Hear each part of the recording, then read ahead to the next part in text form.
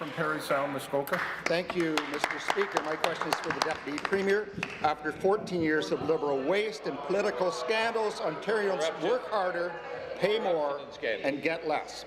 Infrastructure to the Ring of Fire, or the lack thereof, is just one example. This government first promised to develop the Ring of Fire in 2010. And in the throne speech, they called it, quote, the most promising mining opportunity in Canada in a century, close quote. In 2014, they promised $1 billion to build transportation infrastructure to the Ring of Fire.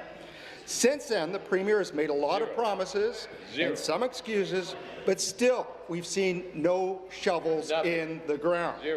Northern Ontarians are running out of patience with this government. Mr. Speaker, after 14 years of waste and scandal, and because of the broken promises about developing the Ring of Fire, how can Northern Ontarians trust the Premier or the Liberals ever again?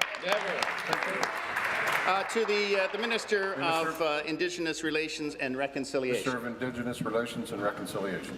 Thank you very much for that question. Of course, the Ring of Fire does represent a historic opportunity to really affect economic change in this province.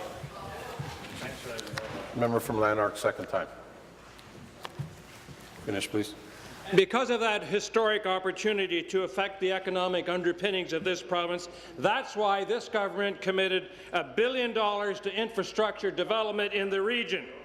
And we are going to build on that infrastructure development in the region. Just recently, I can tell you that we invested about $785,000 along with the federal government to enable the Webikwe, Ibemamtong, Nishkantaga, and Nabinimik First Nations to complete an all-seasonal community service corridor study.